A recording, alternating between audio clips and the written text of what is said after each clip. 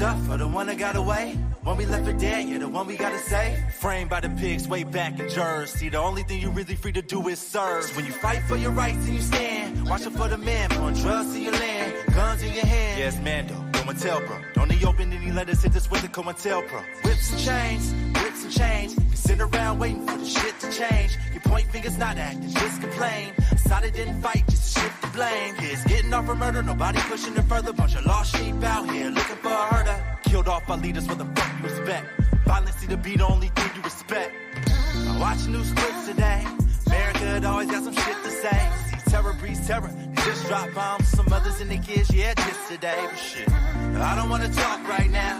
Took another bullet to my heart right now. Told Bobby come out naked so they wouldn't shoot their weapons. Seen his mama get the news, yeah, it's hard right now. Now whips and chains, the American way, slaves, whips and chains. Kill Martin, but you'll never get a side of.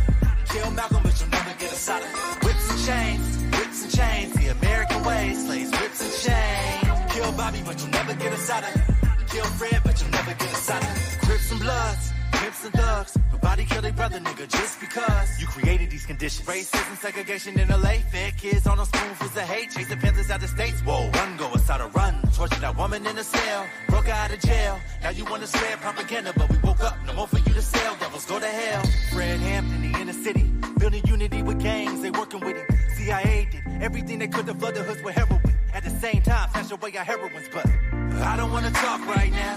Took another bullet to my heart right now. Drug Fred fell asleep beside his bed, then they shot him dead, bottle in a sack. Yeah, it's hard right now. Now whips and chains, the American way, slaves, whips and chains. Kill Bobby, but you'll never get a side of. Kill Fred, but you'll never get a side of. Whips and chains, the American way, slaves, whips and chains. Kill Sophie, but you'll never get a side of. Kill Huey, but you'll never get a side of. Kill King, kill X, kill Fred. She escaped, you put a bounty on her head. Poison water in the air and the food. We already dead, so what else we got to lose? Once we realize the power that we have as a people and put our minds together as we unite to defeat you. Question lies they teach you. Don't conform to authority, cause under uniforms, human borns that bleed too. No justice, no peace, what the people say. The any goals finna go rise and lead the way. One empathy for a cop, but where's that for Trayvon, Grant Rice, Mike Brown, and Freddie Gray? I don't wanna talk right now. Took another bullet to my heart right now. Everybody's known, now they wanna start and touch us about the revolution, yeah, it's about to start right now. I have advocated, and I still advocate, revolutionary changes in the structure and in the principles that govern the United States. I advocate self-determination for my people and for all oppressed people inside the United States. I advocate an end to capitalist exploitation, the abolition of racist policies, the eradication of sexism, and the elimination of political repression.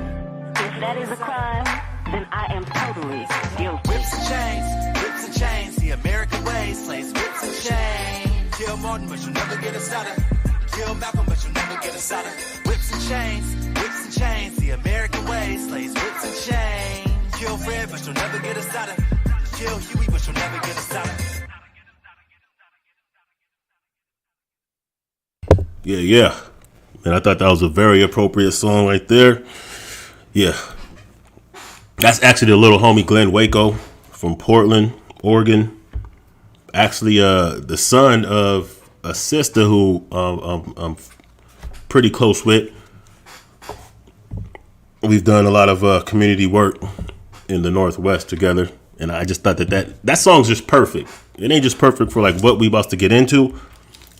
The song is perfect, man. It's a beautiful song. Shout out to the brother. So yeah, we about to get into this. Look, man, my channel got struck down. So I was out of commission for like a week. Could not make any videos. Couldn't upload anything. I know who struck the channel. Whatever. It's part of the game, right? Part of the game. But now we're gonna get into this, and we're gonna call this one. We're probably gonna have to call this part 1, because to be real with you, it's way too much to get into just for one part without making it an extremely long video. I know it's late, weekday, all that good stuff, but this is an important one. We're calling this COINTELPRO Then and Now. And we're going to show you, I'm going to show you this video, right? I'm going to play this video. It's a dope animated video. Some white dude made it. It's a dope video because it breaks down the history as we know it of COINTELPRO, the tactics that they used, the things that they did. And we're calling it then and now because I'm going to show you how this is still in operating form today. Like, understand, it's worked. Just to be real about it, it's worked. So, you know what I'm saying? You don't change a game plan that works. Let me go ahead and you don't change a game plan that works. So at this point, they've been running the same script because why wouldn't they when it has been yielding the results that they want? So the good thing about that is, hey, we know what the game plan is. And because of now technology, see, in the 60s, they didn't know COINTELPRO existed while it was actually at the peak or the inception of its operation. So the Panthers didn't know these things were going on. Martin Luther King and X and all the other freedom fighters of that time didn't know what was going on. Now we know, partly because of Muhammad Ali. We'll get to that in a minute. So now that we know, now that we can crack the code, right, we could be effective in safeguarding ourselves and our movements. This is one of the reasons why I think the FBA movement is important, and the idea of decentralization, meaning you don't just have a leader. You don't have a leader at all. You're governed by the agenda, by the code, by the objective. That way they can't shut down or isolate or neutralize one individual and shut down the whole movement. But anyway, let's go ahead and get into this, man. Let's go ahead and let's get this back on the screen. Here's what we're gonna do. We're gonna play this video. I'm gonna be stopping it and pausing it here and there. Make sure y'all can see it. Boom. Here we go. Make sure you guys like this, share this, comment, and all that good stuff. You know what I'm saying? If someone wants to come into the conversation at some point, I may allow that. But I really want to stay focused on what we're doing here.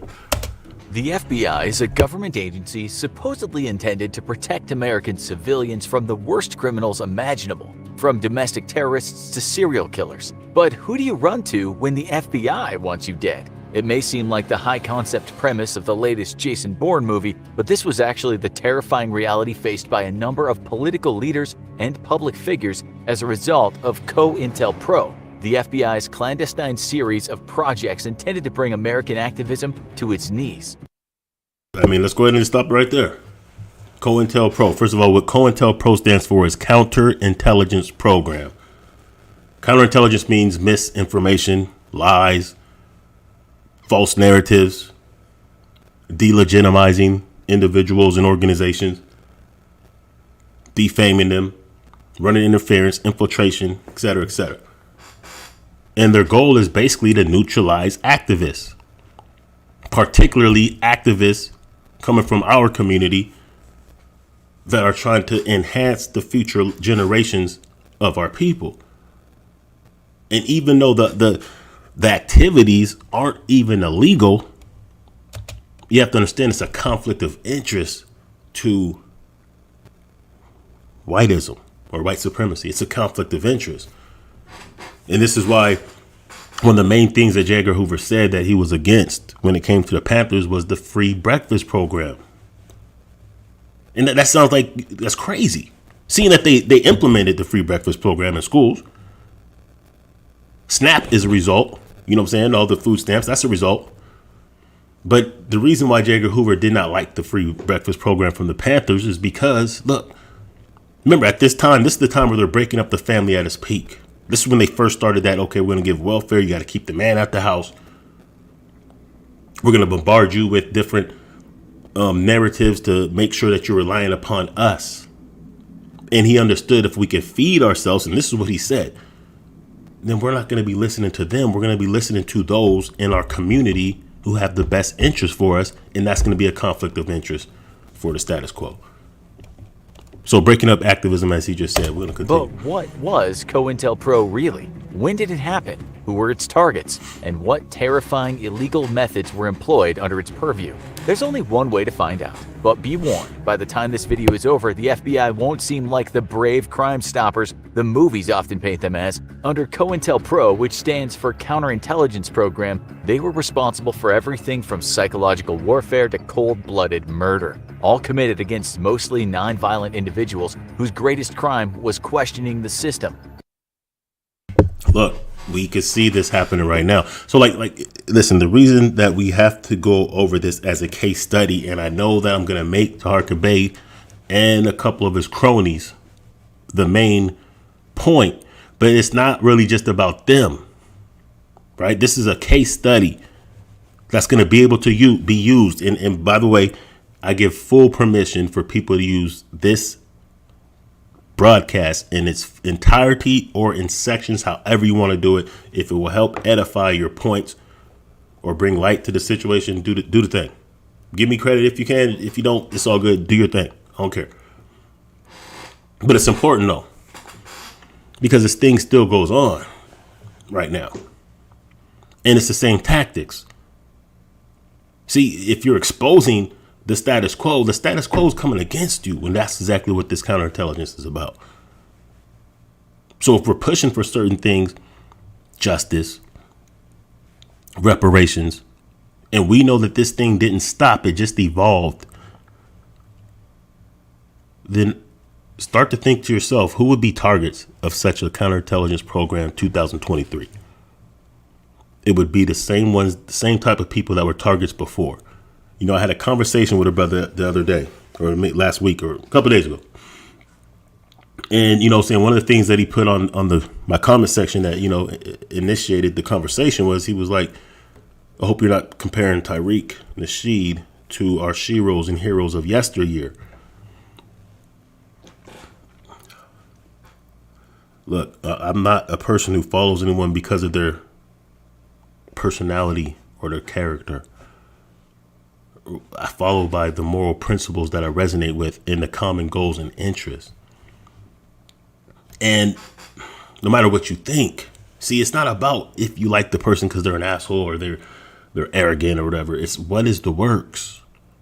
Because in the 60s, there were people who didn't like Martin Luther King or MLK or some of our heroes and sheroes. In retrospect, you see exactly how important they were. So we should be able to identify those who are operating the same capacity of those who are operating in our best interest then. And then you have you have no choice but to put them in the same cloth. May you be in that same cloth too. Or at least a supporter of that. If you agree with the principles and the objective. Just how far the system will go to silence these questions will alarm and terrify you. And at the heart of it all was FBI Director J. Edgar Hoover, who opened a nightmarish Pandora's box of government overreach and illegal domestic espionage. The year is 1956, and the Red Scare is in full swing. You don't need to be an expert in American political history to know that mid-1950s America was terrified of communism. The threat of the bomb loomed large over American psyches, and Soviet spies and sleeper agents seemed to lurk in every shadow. Russia and the West were fighting a culture war, and the US was scared it was losing. When someone is afraid and backed into a corner, there's almost nothing they won't do to protect themselves, whether the initial fear is justified or not. The US needed bold strategies to fight the perceived communist threat growing within their own borders, and J. Edgar Hoover was on the case. He gave his Okay, bam. Check this out. Look at the top left. Those words that are in the video. Because this in part, if we're going to summarize not the goals but the methods of the operation, there it is. Expose, disrupt, misdirect, discredit, and otherwise neutralize. So when you see people operate, and this is why I say, I know this agent term is thrown around way too loosely. And that probably might not be the perfect way to describe it. We can call them provocateurs. We can call them assets to agencies that wish to expose, disrupt, misdirect, discredit, or otherwise neutralize. So when you see people operating the capacity to where their whole all their platforms is all about trying to discredit, raise suspicion, misdirect, disrupt. And then you just think okay, as a people, we're pushing for social justice. equality, and equity. Reparations, economic autonomy. This is what we're looking for. This is what we're striving for. And you don't have to agree with how this person's doing it or that person's doing it. You may see something that the gap needs to be filled, that maybe your goals, your talents, your passions can fill that role. But go against it and disrupt it and try to discredit it. Why? Who would that benefit? And this is why I say, does it really matter if all these cats are getting actual paychecks from the government or not? If they're operating that capacity, the effect is the same. It doesn't matter. Which is another reason why I could even say, look, to some degree, what Tarka Bey is doing is actually, it's not a good thing. In a weird way, it could be considered part of God's plan, if you want to use that type of narrative. Because what he's doing is he's bringing together those who we would call tethers.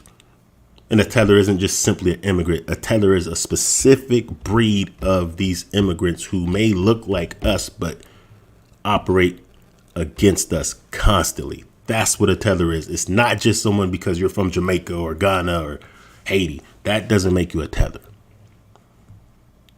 A tether is someone who constantly undermines us. So they're gravitating towards him. These coons are gravitating towards him. These small bus riding idiots are gravitating towards him. These agents are gravitating towards him. And the best thing about that is not only are they like centralizing themselves and gathering under this platform and this unholy alliance, but they're also exposing themselves by some of the things they say and do. And it's good to at least know who's who. That's why I made that video. You got to know who's who.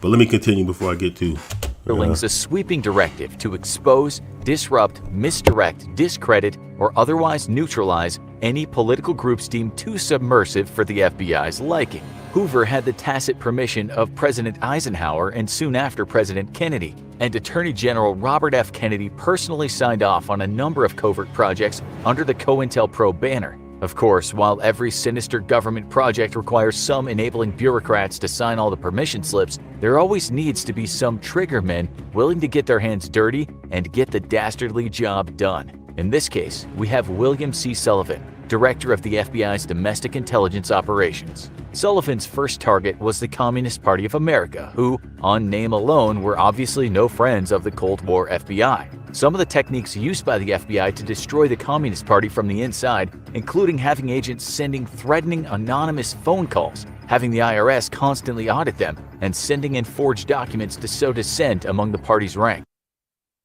pocket watching. You'll come to notice that this is a running theme among the COINTELPRO projects, using psychological warfare tactics to turn groups against each other and alienate their members. To this end, literally nothing was off the table. FBI agents infiltrating meetings and posing as members to cause conflict, intelligence gathering for blackmail and extortion, and even spreading rumors to increase the tension. Though compared to just how horrific and violent their methods would later become, some blackmail and rumor spreading is pretty quaint. While What do we not see this in operation right now? Spreading rumors, raising suspicion, misinformation, infiltration. Like, remember, since we're going to use this case study and we're going to use Tarka Bey as the greatest example of this case study, let's not forget how Tarka Bey actually got any juice. He started by infiltrating the House of Consciousness, going up to 105th. Was it 105th? 145th? Whatever. Going up to Harlem, uptown, making good with the likes of Sonetta and Polite and Unk and the Pills and all those brothers up there, tethering himself onto that, getting his weight up for his channel, only to later turn on all of them. This is how it started. And his channel started about a week after he should have been going back to prison for some time. And we're going to get into this a little bit later, but one of the main assets that they use, they typically always have criminal records. Think Judas and the Black Messiah for those who've seen that movie or know the story of Fred Hampton and how he was murdered in Chicago. The person that infiltrated that Panther chapter was fresh off catching a case that could have sent him to federal prison, and he was offered the ultimatum of infiltrating, neutralizing, bringing down one of our greatest leaders of that time, young Fred Hampton. The tactics don't change. The objective doesn't change. Maybe the method of obtaining them does, but it's the same thing they use. And I'm going to show you later. The ones that they use now, the ones I'm going to show you now, also have criminal records fresh off of cases right before they start the movement. And I'm going to show you this out of one of their own mouth. While the Communist Party was a perfect training ground for refining their domestic espionage techniques, the activities that would make COINTELPRO infamous were perpetrated against civil rights groups, starting in the late 50s and continuing through the 60s. Dr. T.R.M. Howard, a prominent black surgeon, entrepreneur, and civil rights leader, was critical of the FBI's inaction on a number of infamous hate crimes, including the murders of Emmett Till and George Washington Lee. This prompted Hoover to turn the dangerous attentions of Sullivan and his FBI cronies to black civil rights groups, starting with the Southern Christian Leadership Conference, on the grounds that they were supposedly hotbeds of subversive communist activity. The Southern Christian Leadership Conference was just the tip of the iceberg, though. During their 15-year heyday, COINTELPRO would infiltrate and attack the Black Panther Party, anti-Vietnam War organizers, feminist groups, environmentalist and animal rights groups, the Nation of Islam, the Young Lords Puerto Rico Independence Group, and the American Indian Movement. In their very minor defense, they also did take on the Ku Klux Klan, but when you need to compare yourself to the Klan to have moral high ground, you're not doing well. Perhaps their most infamous victims were two of the most well-known civil rights leaders in American history, Dr. Martin Luther King Jr. and Malcolm X. It all gets a whole lot worse from here. In 1963, Dr. King gave his iconic I Have a Dream speech during the March on Washington. While generations of people across the world were touched and inspired by this incredible piece of history, the FBI were terrified. Dr. King was dreaming too big for their liking, and they wanted to put him in his place, that place being 6 feet below the ground. Hoover ordered Sullivan to turn his attention to discrediting and destroying King and the movement he'd come to represent. Sullivan subsequently released a horrifically racist statement. In the light of King's powerful demagogic speech, we must mark him now, if we've not done so before, as the most dangerous Negro of the future in this nation from the standpoint of communism. So understand, one of the ways that you make yourself a target is when you have influence, the ability to organize and motivate people towards a common goal that is deemed not in the best interest of white supremacy or the current status quo. Because when you look at the kind of things that King was talking about, especially now, we don't see that as radical. Even though when you really dive into what he was really saying, not what's taught about him by others, he actually was saying some real things. But nonetheless, none of it was illegal. None of it was like detrimental physically to people. It was really just about being able to have self-autonomy and more independence and the ability to operate, within our own power. Not against anyone, just for our best interest, because for these so many generations, we have been boggled down with red tape and laws and straight up violent physical terrorism against us. But because that is what generated wealth for the country, us saying that we no longer want to accept that and we want to be able to do our thing is still seen as detrimental, as crazy as that may sound.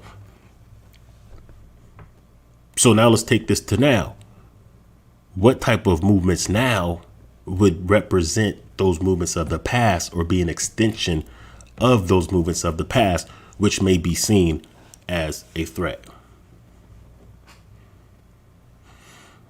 I would say reparations would definitely be probably public enemy number one. The idea that we want wealth that is deserved, owed to us, promised to us, which would give us the ability, especially as we codify, to truly experience a broad form of black nationalism, meaning black everything we can, our own banks, our own media, ability to feed, clothe, shelter ourselves. That would be a target.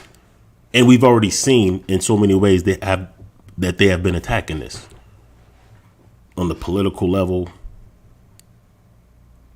you know, because it's still a buzz. It's like we have revitalized the reparations movement.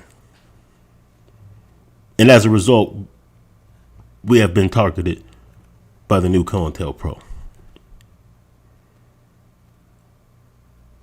You know, some of you don't know, but some of you do. In my last channel, the channel that got taken down, I covered this, along with Professor Black Truth covered it as well.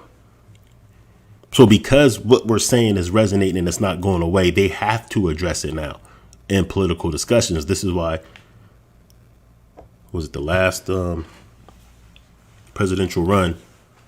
A lot of the candidates, you know, they had that, you know, they at least brought it up. They at least had to be questioned on their stance on it. And then they even had a Senate hearing on it before that. But what they did is they sabotaged it by bringing the likes of Herschel Walker and some tether from Puerto Rico to say goofy shit like, oh, we don't need reparations. So they're attacking on every angle. And they're attacking it by trying to disrupt or trying to discredit those who are speaking on behalf of reparations. The Negro and national security. The espionage began. King's home and hotel rooms were bugged, and his phones were tapped. The FBI was listening intently to his every word for blackmail material that they could use to silence King. You're probably asking, silence him? As in pressure him into discontinuing activism and renouncing his beliefs? To which we'd answer, no. They wanted Dr. King to kill himself. In 1964, after years of collecting audio evidence of Dr. King's marital affairs, King was sent a suicide package 2 days before he was supposed to collect his Nobel Peace Prize. The package included copies of the incriminating audio, as well as a truly horrifying letter. The letter, while anonymous, is believed to some to have been written by Sullivan himself. It's a verbally abusive speech that opens with King. In view of your low-grade, abnormal personal behavior, I will not dignify your name with either a Mr. or Reverend or a Doctor, and your last name calls to mind only the type of king such as King Henry VIII and his countless acts of adultery and immoral conduct lower than that of a beast. Let's look at this. So they're not going to dignify the name, right? Not going to use his proper title. Not even the Mr. part. Now, because we're going COINTELPRO here and now, or then and now, and because the main object of this case study is Tarka Bay, it's only fair and only right to bring up the fact that when he is undermining people, he loves to purposely slaughter their name. Or, like, for instance, Retatussi, he calls a Tuesday. Anytime he's brought me up, he calls me Jay Bizzle or Jay Dizzy. And several others, he does the same thing. He always has some way of undermining the name, because that's what they do. They, you know what I'm saying? Like, this is like, what he's doing is classic, by the book. And this is what I said way before I realized that he was a snitch. We'll get to that in a minute. Just before I really had the information that I had now, I just noticed these kind of things. And really what I noticed is his playbook is identical. If you ever read the goals and objectives of COINTELPRO, look, you just need that as a baseline. Just the 5 goals that they had. I mean, just see who's operating that capacity. And it could be purposely, it could just be by happenstance, if you want to call it that. But if they're operating in that capacity, then understand the effect is the same as if they get paid by some type of agency or not. It doesn't even matter at that point. They're operating the same capacity. The results are going to be the same.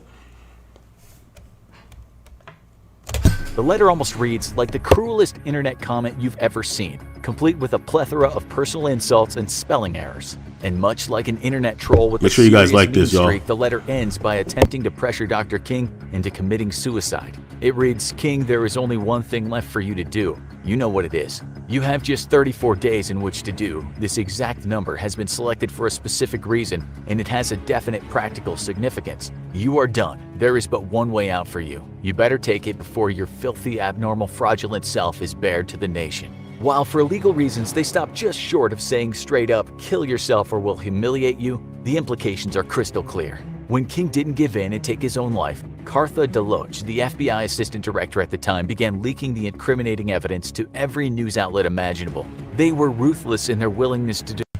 You got to bear with me with the interruptions, you guys. I just want to make sure that I address these points. Some people don't know. So we know that King was murdered, right?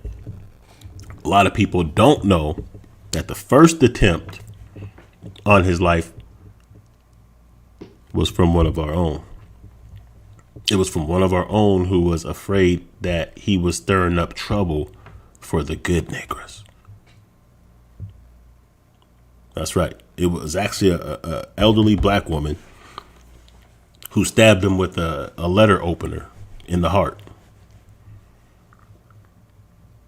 Because she said that he's making trouble for the good niggers. So just understand that this same mindset operates now. So does it matter if they're actual agents? It doesn't. Because some of our own people have been so destroyed and are so cowardly that the idea that they know for us to continue to push for true liberation and equality means that we're going to upset some people. They would rather attack those who are actually working on their best behalf because they're afraid of the backlash that will come from those who it may upset. This is why you see some of our people being attacked by our own now, and they say silly shit like, well, if we get reparations, people are going to be mad. Because that same mentality still lives. Cowardness and coonery is hereditary. So I know everybody says, hey, if I was back in this days, I would be on this. I'll be with Malcolm X. That's a bullshit. You would likely be doing the same thing you're doing now because that's in your spirit. If you're not trying to move the movement forward now, you definitely probably wouldn't have been doing it then. And when I say move the movement forward, that means in whatever capacity that you can. Wherever your passion or skill set or talents lie, use that, even if it's just supporting it from afar. But if you'll go out of your way, out of your day, just to disrupt, discredit, misdirect, and undermine legitimate aspirations of our people, you're an enemy. So I know all the tether talk has some people feeling some kind of way. But it ain't just about those from, you know what I'm saying, the immigrant class who has their coons. So that's basically what a tether is. It's an immigrant coon. But we have our own that we have to expose and get out the way. There's a purging, a refinement that has to happen. And it's no different than any other nation has done when they're trying to forge themselves and strengthen and perfect themselves. White nations do it all the time. America did it itself. Asians, every community, when you're trying to come up out the mud, that's what you got to do. So I'm not upset or one that wants to back away from this conflict, I'm in it. This purge has to happen. There are some of our people they can't be with us. And this is why, saying, like I said, it's not actually a bad thing that we have people like Tarka Bey, as long as we put it in proper perspective and understand that, hey, at least some of these people are exposing themselves. Like, especially, and I'm going to get back to this thing, but especially the fact when you really consider the fact that, look, this dude is a registered sex offender. You can't dispute that. It is in black and white, period. There's no debating that fact. So when we have people that will still ride with him, knowing that, well, the only thing you can really say is you either don't believe it, and if that's the case, then there's really nothing that we can say to you because you've seen it for your own eyes. So if you'll look the other way, still support this dude, then I got to compare you to the likes of those who may not be sex offenders or pedophiles or rapists or whatever, but those who would look the other way and allow that person to still operate. We would have to put you in the same category of those in some of these churches who knows that their preachers, ministers, fathers or whatnot are violating people and not holding them to account.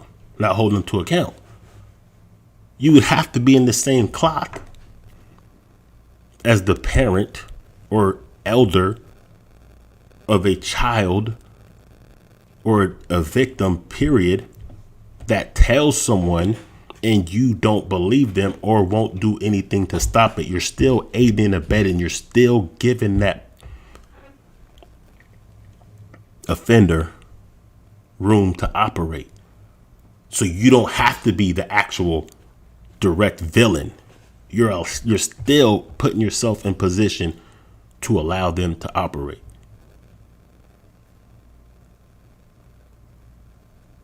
And for that, you're only a step below them. And this is why it's good that these people are making themselves seen, because at least that way we can identify who they are so they can't double back later on some they're with the movement shit. Destroy reputations and lives to achieve their goals, but things were going to get a whole lot worse. While they were trying to manipulate Dr. King into taking his own life, the FBI were stoking the fires of tension among the Nation of Islam and the Organization of Afro-American Unity, both known for their association with civil rights leader El-Hajj Malik El-Shabazz, better known as Malcolm X. Through COINTELPRO, the FBI widened the rift between Malcolm X and Elijah Muhammad, the leader of the Nation of Islam. After a sustained harassment campaign involving infiltration, rumor mongering, and the artificial elevation of conflict, the disagreements of Malcolm X and Muhammad turned deadly, and Malcolm X was assassinated by some Nation of Islam gunmen. While the FBI denied direct involvement in the assassination, there's extremely credible evidence that their involvement in exacerbating the conflict led to the murder. Well, now even more has come out just recently. So we know that, of course, they part of how they operate, as history has proven, is sometimes they're the gunmen, sometimes they're not. But even when they're not, they set up the situation for it to happen. They offer support. Think Nipsey Hussle. Listen, I one thing that I don't do is throw out a bunch of conspiracy theories and sensationalize certain things and try to be so extreme. And the reason I don't do that, because I know that not only turns people off, but it just oversaturates some certain situations, and it may lead to more doubt than necessary, and then we don't really take things as seriously. But let's just look at Nipsey Hussle for a minute. The things Nipsey Hussle was doing was no less than revolutionary, period. He was buying the block. He was giving power to those in South Central LA. He refused to sell those properties that the city was pushing up, wanting him to sell. And then Shitty Cuz came through. Now, we could say it's nigga shit. To some degree it was.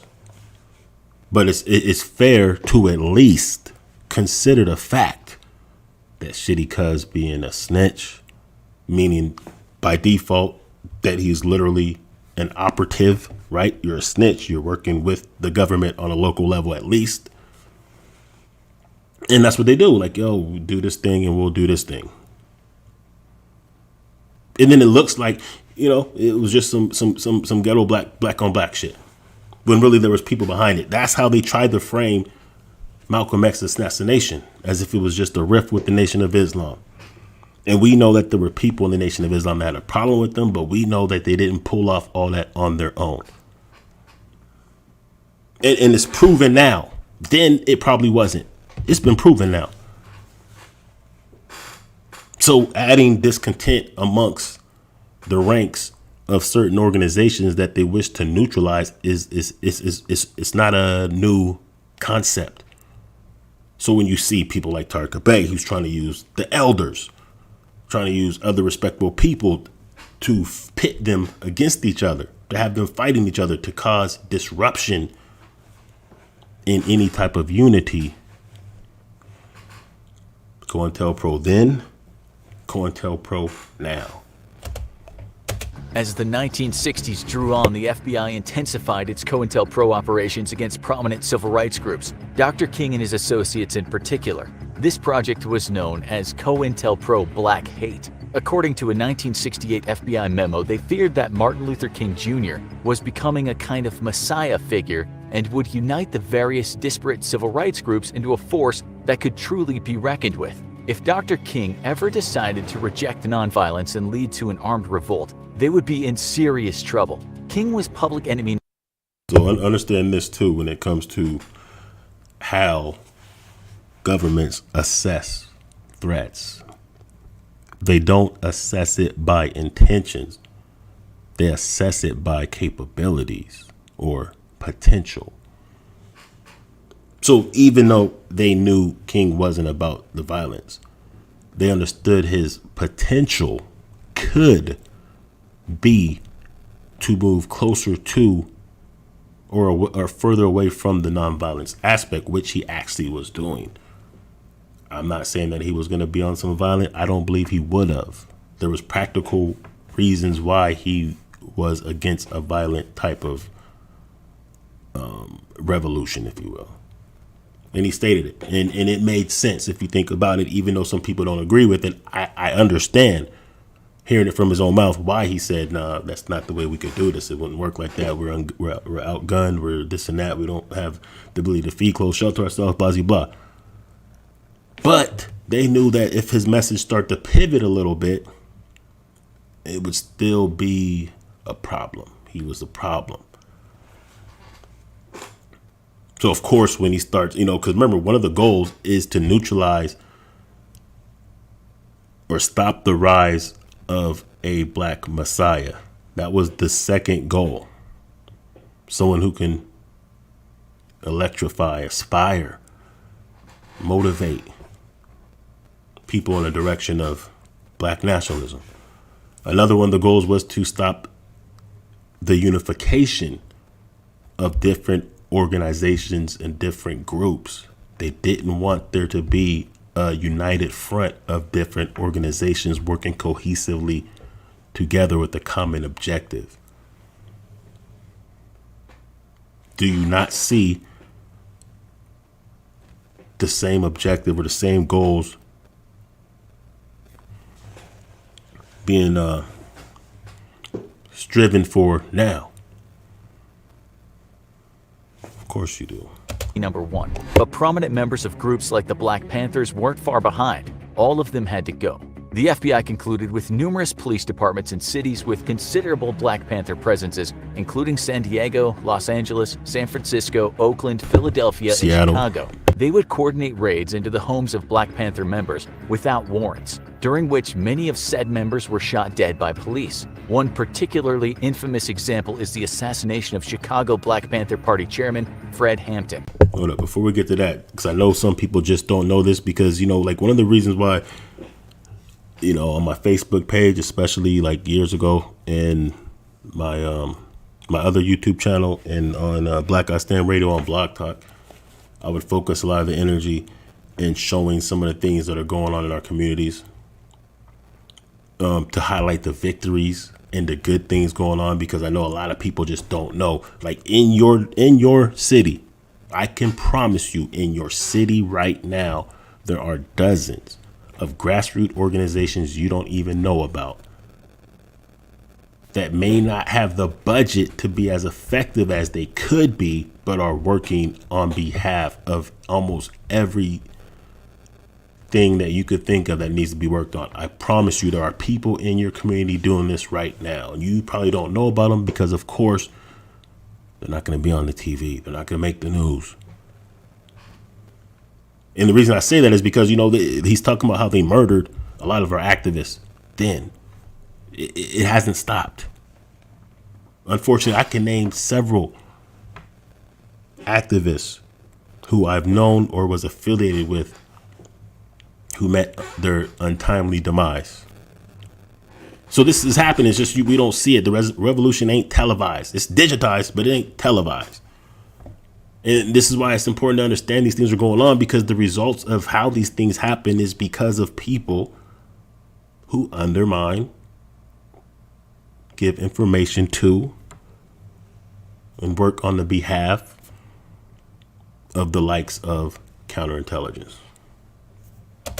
On December 4th, 1969, Hampton was drugged and incapacitated by deep cover FBI infiltrator William O'Neill. A Chicago PD tactical unit then entered his home at the FBI's behest and murdered Hampton in his bed in cold blood. No crime was too cruel and no tactic was too underhanded for COINTELPRO.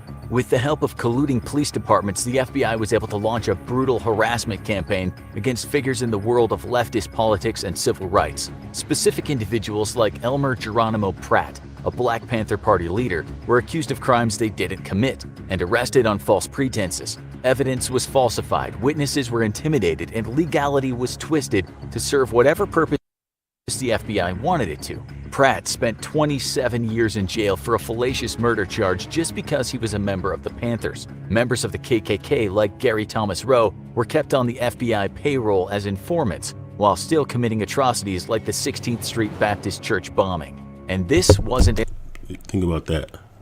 The people who did the 16th Street Baptist Church bombing were FBI operatives, allowed to commit those crimes with immunity. This gets deep. This is not like, conspiracy theories. These are proving events that have happened. The person who set up Fred Hampton to be murdered was first flipped when he was facing time. This is what they do. This is why it's important to understand the criminal records of some of these cats that are the biggest detractors. This is why I've showed the paperwork of Tarka Bey. Because just understand this paperwork and the lifetime criminal activities he's been involved in and didn't do time for most of it. Understand that when he started Moorish World, it was a week after being found guilty of something that should have sent him to the pen. And then what does he do with the channel? Moorish World TV. He teaches nothing of Moorish science. He doesn't touch topics when it involves what is being done against our people. He didn't make a video about Dylan Roof. Like, for somebody who's saying he's about our people and liberation and he wants the truth and, right the wrongs, he had no smoke for Dylan Roof. In fact, he only had smoke for our organizations after that happened. He found a way to blame us. When that little devil up in Buffalo, New York, killed those 10 people, he makes a video right away, not condemning this little murderer, but condemning black organizations. He used that. He used that tragic event. This is devil shit. He used that tragic event to Fox News it to the 10th degree and blame us. When the police shot down that brother who was running with 60 bullets, he didn't condemn the police for that.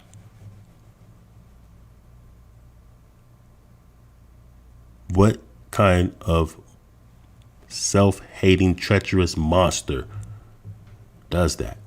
We're gonna look through his channel in a minute, just so we can highlight the fact that all he does, his whole platform, his legacy of Moorish World TV, is just to undermine, discredit, misdirect, neutralize organizations, grassroots organizations.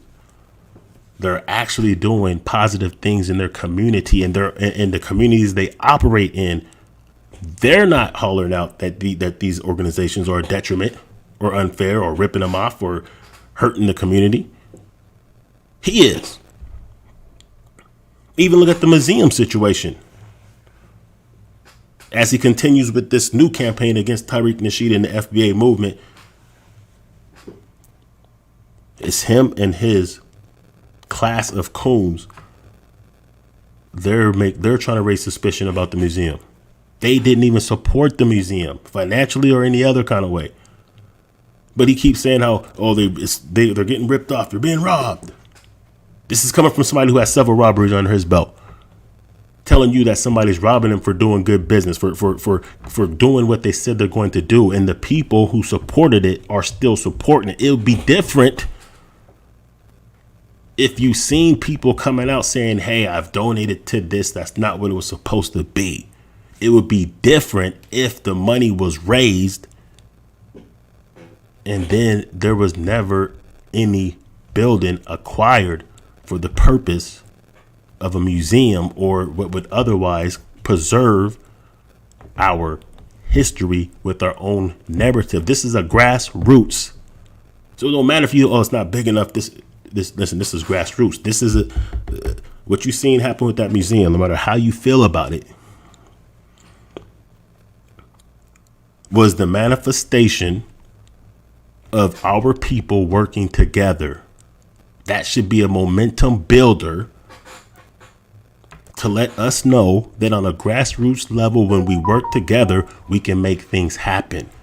And when we do it collectively, it doesn't drain the resources of just one individual. We're collectively, we always speak this $1 trillion circulating our community. Well, now what we did is we just pieced it together and bam. We could do that in LA, Houston, Seattle, Atlanta, Miami, up north in the Midwest. We can do these kind of things. It doesn't just have to be a museum. It could be whatever you could think of that communities need across the globe or across the country. We could use these same models. What it's doing is building our momentum and our confidence in what we can do when we come together and work together. Anyone who would try to undermine that, you gotta look at them sideways off top.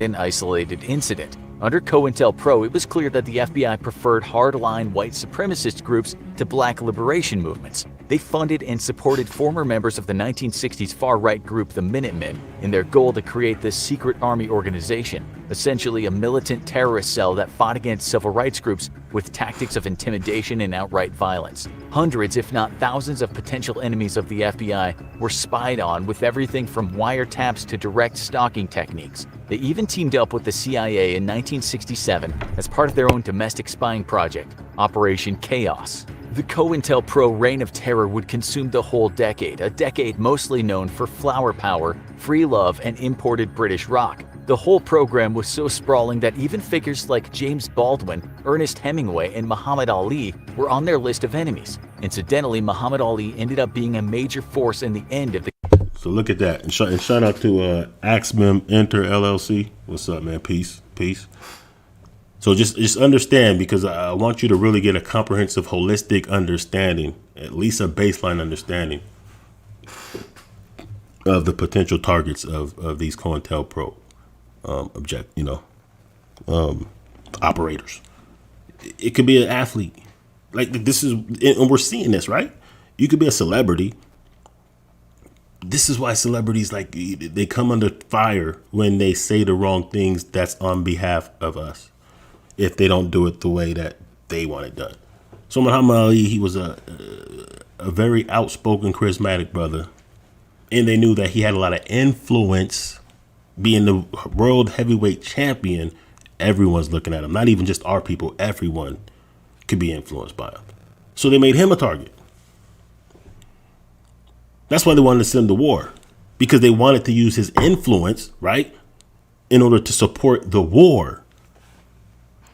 That killed disproportionately a lot of our people. My father was in that Vietnam War.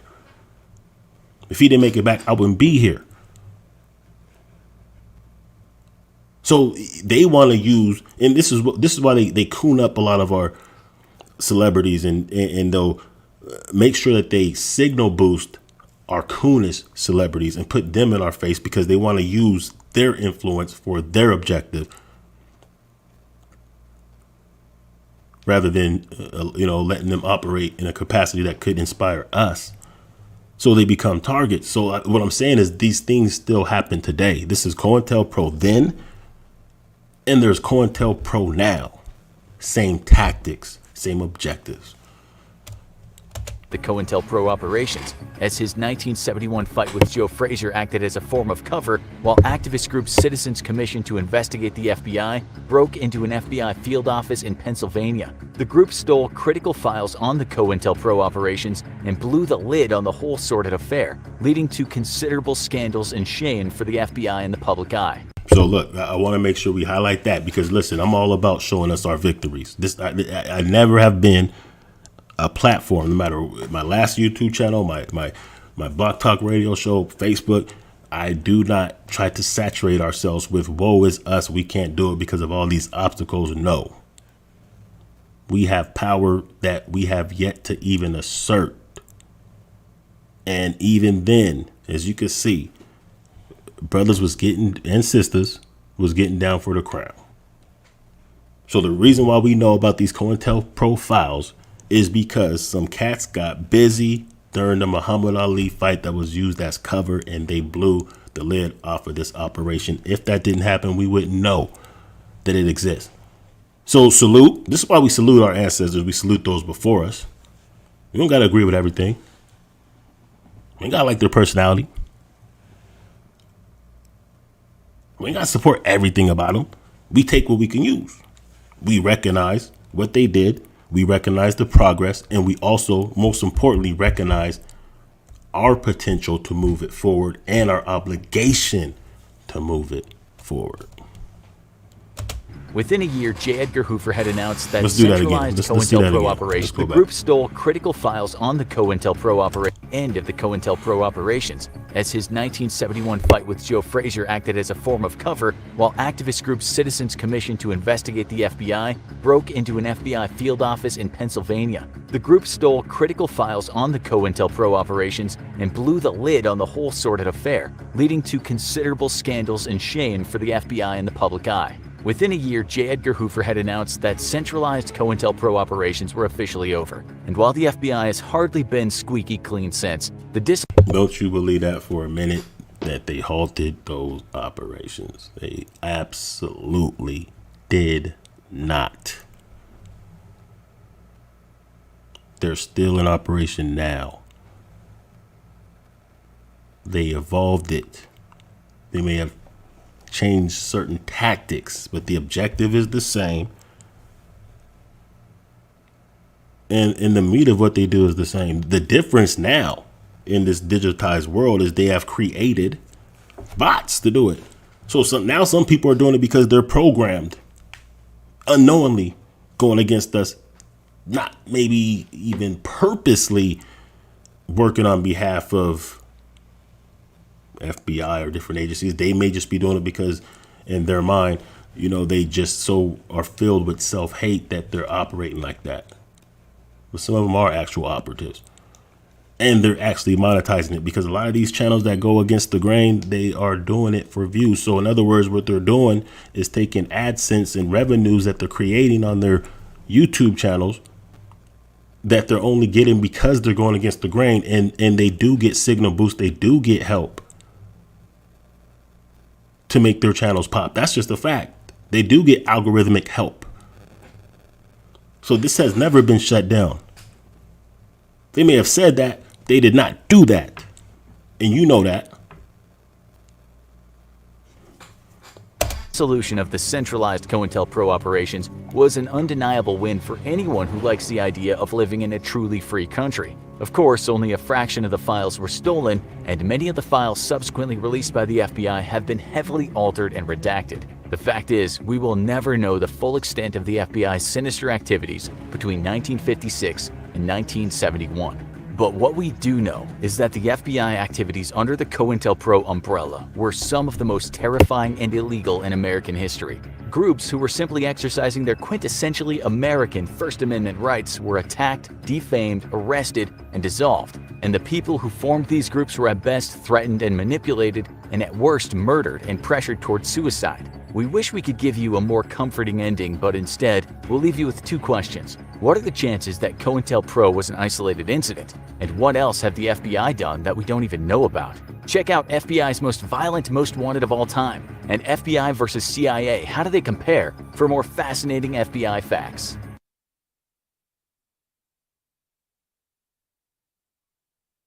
All right, so yeah, that's a man. Shout out to who sent me that video. That's something that's very, very powerful and must be understood. And like they said at the end, you know, we ain't gonna know exactly everything that they did, and we would be naive to believe that like that's really the end of COINTEL. And this is why I'm using this thumbnail right here, so you can understand what this really means. Let's break it down. Break it down. What this is showing you is how they manipulate. These are Panthers, but we can replace Panthers just with our people in different organizations within, you know, our communities that are pushing. And what they want to do is have us fighting each other. And I'm gonna say this: there is a fight that has to happen. That is happening. That is necessary. And that is the fight that means that we are purging those who only mean harm and only wish to disrupt what we're doing. Yes, we have to have these purges. These battles have to be fought. They have to. And the first battle that has to be fought is to purge out those within our own ranks who mean us no good. This is why you can see on the left-hand side of this great thumbnail. Shout out to who created it for me. On one side, you see William O'Neill, who's the one who infiltrated the Panthers in Chicago and had Fred Hampton killed. The other half is Tarkabay, because it's then and now. It's the same thing going on. The foundation of their flipping is the same. Catch a case, supposed to go to jail, but instead start doing some things on behalf of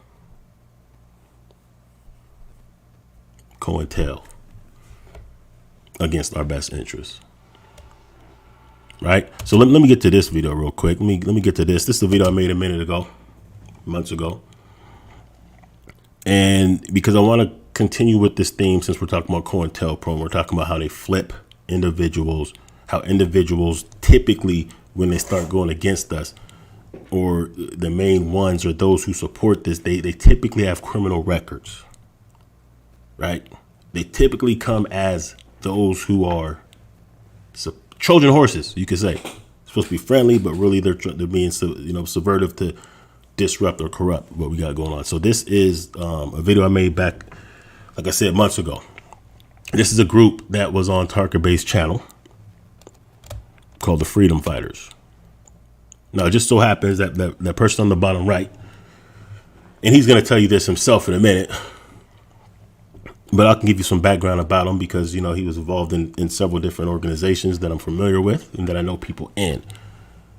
And he was kicked out. He's been kicked out of every legitimate organization that he joined because, for one, he's a known drug dealer, and you can't be any kind of Panther or any kind of other respectable organization in our community, and you're selling crack to our people. That just doesn't work.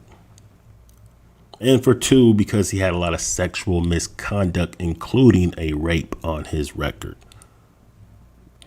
Receipts, yes, they exist. So instead, what he does is he starts another group after he gets kicked out of all the legitimate ones. And, you know, of course, a person like Tarka Bey, coincidentally, befriends this dude. He doesn't discredit these people.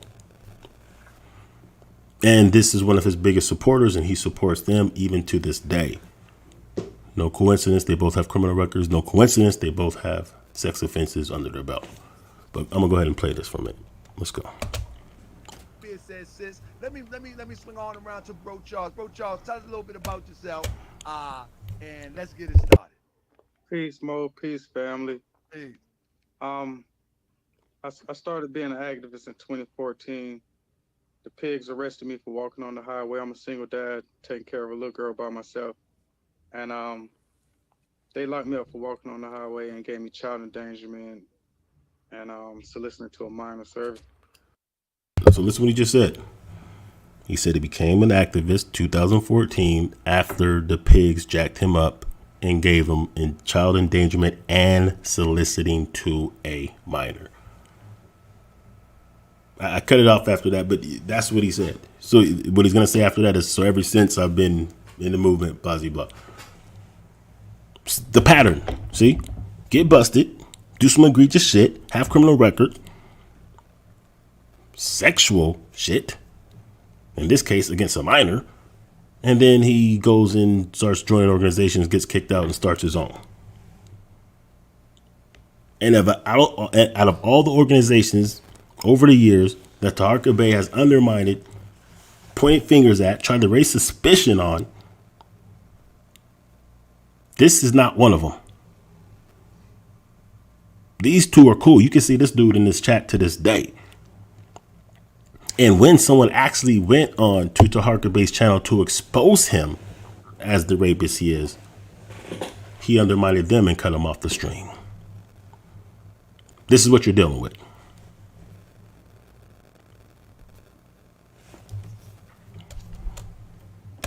So listening to a minor. So he's going to tell you he used to be New Black Panther Party. He's not any longer. And with something like soliciting to a minor on his record, but this is who he will bring on as he disrespects those who come from the tree of Khalid. All these, in fact, Malik Zulu Shabazz, listen, he has this chick right here who claims to be Tupac's daughter just because she was going in on Malik Zulu Shabazz.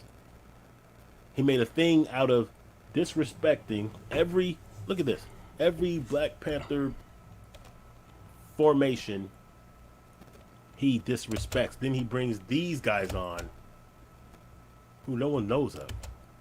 But the ones that were really pulling up, the ones that's really in the communities, that's who he's attacking. So let's move on to the counterintelligence. Let's look at it. Let's look at the goals of counterintelligence. It's not enough just to say that this guy's an agent. Let's see why I'm saying this. Goals. This is for COINTELPRO files. These are public files at this point. Goals. Let's put some music behind it. For maximum effectiveness, the counterintelligence program, and to prevent vested effort, long-range goals are being set. Now, we already know prevent the rise of a Black Messiah that everybody talks about. That's number 2, but let's start. Prevent the coalition of militant Black nationalist groups. In fact, stands for Not Fucking Around Coalition. He wants to prevent the coalition of militant Black nationalists. The reason why INFACT is a coalition, because INFACT itself isn't necessarily an organization, rather it's many organizations and individuals who came together for a common goal, which was to show a presence of armed Black men and women who were willing to stand up against KKK, who literally made death threats prior to them marching on Stone Mountain, right? So he wants to prevent that. That's why he went in fact, as soon as they did that. In unity, there is strength, a truism that is no less valid for all its triteness. An effective coalition of black nationalist groups might be the first steps towards a real Mau Mau in America, the beginning of a true black revolution. They wanted to stop a coalition of black militants because they didn't want a revolution, which in the new Black Panther Party, revolution is defined as complete and constructive change to our benefit. So he attacked the coalition, which is goal number one, just coincidentally, goal number one of counterintelligence program against our people. Number two, prevent the rise of a messiah who could unify and electrify the black militant nationalist movement. This is why he goes out of his way to undermine any individual or organization that has the ability to compel others to get involved in the movement of activism and social justice. Let's continue. Prevent violence on part of black nationalist groups. Okay, we're gonna stop that here. We're gonna pivot to something else. Let's check this one out. So this one is another video I made called Tarkabe Exposes Himself. This is a reboot because I felt like, people needed to see this one, right? And actually it's a brother, Talk Black to Me Radio. I'm taking a segment. You should watch this whole video, but I'm just going to play some of this because I want to show you something, which is his line of questions that he had when he had an activist on the group. This is why I say it's dangerous to go on his channel, because his audience ain't going to support if you're about some real shit. His audience ain't supporting that. But just tell me if this looks a little oppy to you, though. Just, make your own decision on this. I'm just going to show you. This is not me. This is someone else covering what he was saying to a member of InFact that he had on his channel. The dope. I love that shit right there. Talk Black Radio with the whole little logo. That's just dope. I know the volume's kind of low, y'all. We're going to skip around for a little bit of this video because this is maybe a little bit of music. Because this is more receipts on the counterintelligence program lane. Apparently, see, I didn't even know about this video when I made that counterintelligence stuff. Just like I didn't know he was really truly a homosexual. I'm not even gonna say if that's good or bad. I mean, to me, my personal opinion doesn't matter. If it works for him, fine. But I didn't know these things. I just kind of figured these things based on his activities. Later on, it was all confirmed different ways. So make sure y'all like this, y'all. Hope the algorithm's out. In this case, he's comparing Morris World TV to Vlad TV. If you know anything about Vlad TV, you know that when brothers come on Vlad TV and Vlad starts asking these questions that you should never ask somebody, and they foolishly answer those questions, they end up getting locked. Casanova being the case study example for this particular show. Casanova, how many people have you stabbed when you're in prison? Johnson, aka. So anyway, let's just go into some of the questions. I'm gonna have to skip around a little bit just so you can see some of the questions that he's asking the representative of InFact, who foolishly came on this show. At this point, everybody should know better than that, but maybe at this point this person didn't know. These are the questions that he wanted to ask a revolutionary leader later on, just to saying this is the same person who was just discrediting information for them boys. At least that's what it sounds like when you hear these questions. Do you have a roadmap to an end game? And if you do, what is the ultimate end game? So Brad just told you, he ain't gonna put his end game, his plan on the internet. But what's your end game?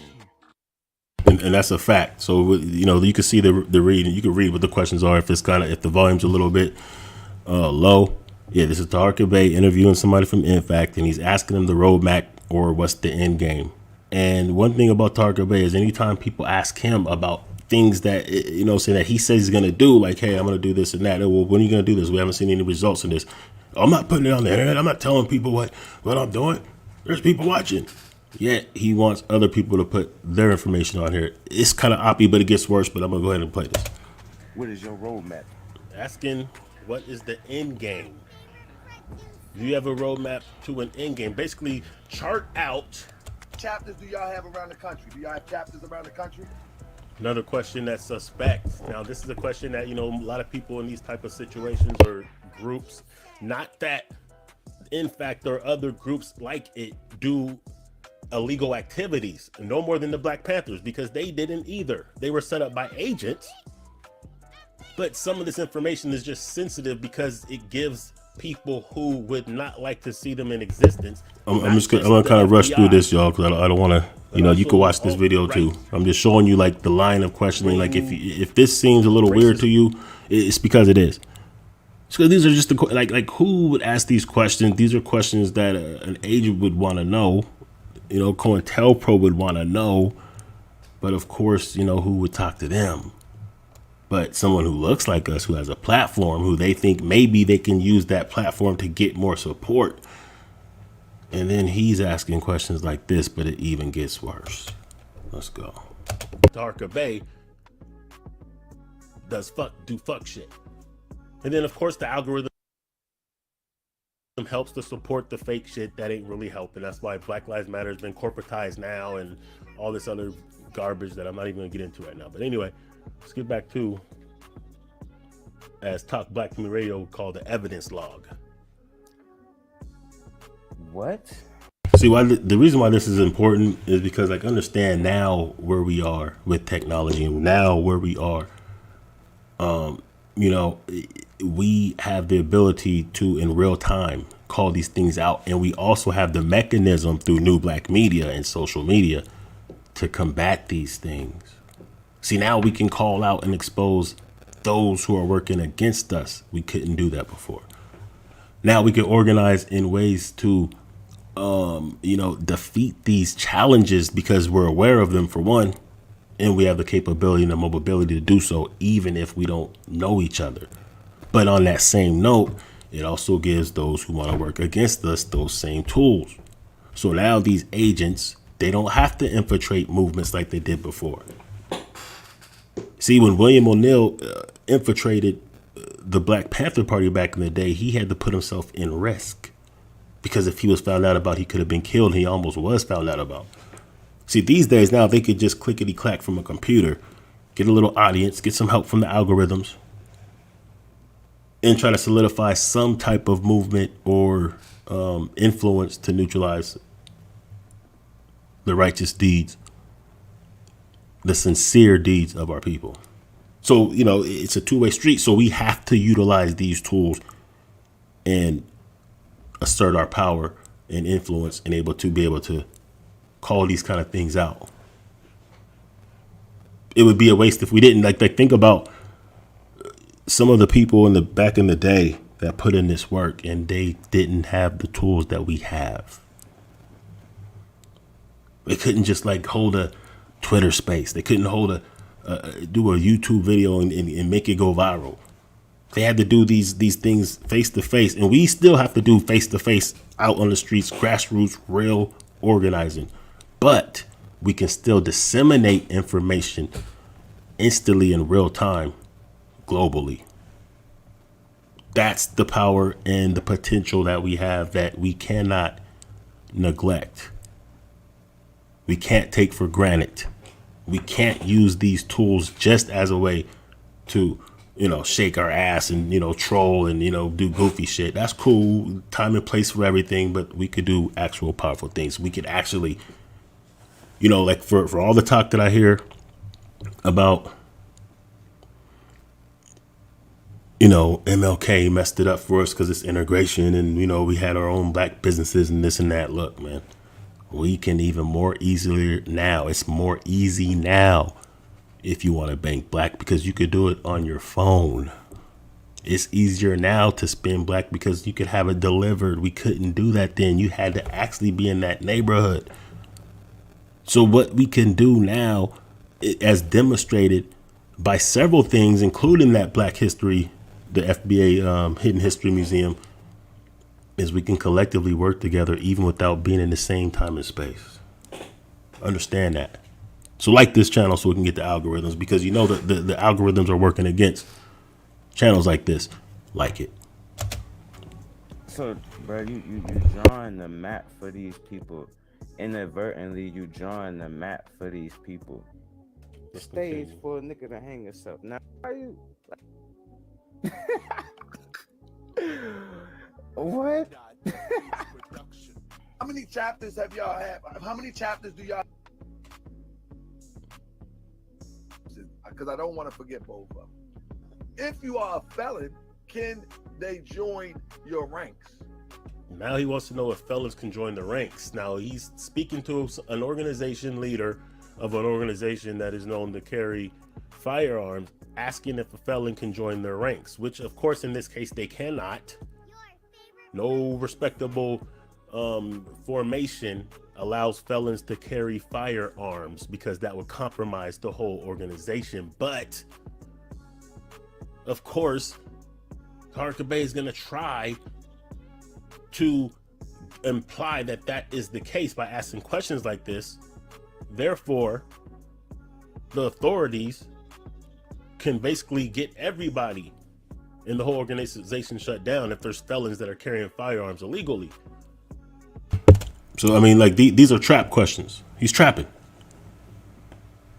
Like, look at these line of questions, and unfortunately, it even gets worse. We're only going to go through 5 of these questions, but look, it gets worse. He's asking these kind of questions. So just what I'm saying is, like, look, since this is counterintelligence here and now, it's the name of this. Just look at the way dude operates. If you want to know whose team he's on, what he's about, just look at how he operates, how he moves. People could say anything. Look at the moves. Why would you ask? And he's supposed to be a street dude. He'll tell you. These aren't the kind of questions you ask. He's not asking questions like, hey, what kind of works are you guys doing? And hey, he's not asking the kind of questions that would be able to get support. He's asking the kind of questions that would get them in court. He's trying to trap. See, on my programs, I've had many different grassroots activists and organizations on with the purpose of highlighting the fact that these great organizations are actually here, because I know a lot of our people don't know. That's why they don't get the support, because who knows about them? Because if we're not going to report it, no one else is. 300 Gangsters in Baltimore, New Era Detroit, all the different grassroots organizations that are doing good things for the communities. You don't see them on the mainstream media getting any type of exposure and play. If it ain't for grassroots new black media, you don't hear about them, meaning that they can't get support and they can't be as effective as they could be. So he's using his platform in a way to get information or get them to trap themselves so that they can be shut down. These are just the kind of questions that, come on, man.